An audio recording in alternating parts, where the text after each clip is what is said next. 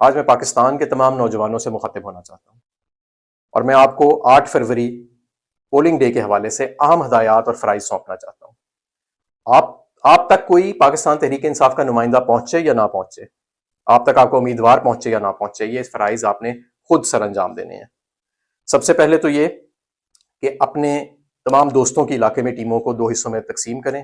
ایک وہ حصہ جو اس دن ووٹر کو باہر نکالے گا اور پاکستان تحریک انصاف کے نامزد امیدوار کے انتخابی نشان کے حوالے سے آگاہی دے گا، اور دوسرا وہ جو پولنگ کیمپ پر بیٹھے گا۔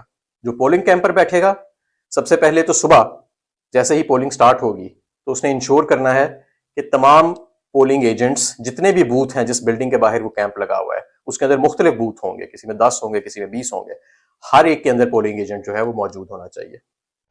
نمبر 2، اگر پولنگ ایجنٹ کو اندر نہیں بیٹھنے دیا جاتا، وہاں پر آپ پرامن احتجاج کریں، اس کی ویڈیو بنائیں، وہاں پر میڈیا کو بلائیں، پریزائڈنگ آفیسر کو کنفرنٹ کریں پرامن طریقے سے اور اسے پوچھیں، اور ساتھ ویڈیو بنائیں کہ وہ پولنگ ایجنٹ پاکستان تحریک انصاف کا اندر کیوں داخل نہیں ہونے دے رہا۔ نمبر 3، پولنگ کے دوران اگر آپ کو کسی جگہ کوئی بے ضابطگی یا بدماشی نظر آتی ہے تو اس کی بھی آپ نے ویڈیو بنانی ہے۔ نمبر 4، جب پولنگ ختم ہو جائے گی تو آپ کا پولنگ ایجنٹ فارم 45 باہر لے کے نکلے گا۔ وہ بہت ضروری ہے، پولنگ ایجنٹ اس کے بغیر باہر نہ نکلے۔ وہ لینا ہر امیدوار کا حق ہے، ہر پولنگ ایجنٹ کا حق ہے۔ اس پر دستخط ہونی چاہیے پریزائڈنگ آفیسر کی۔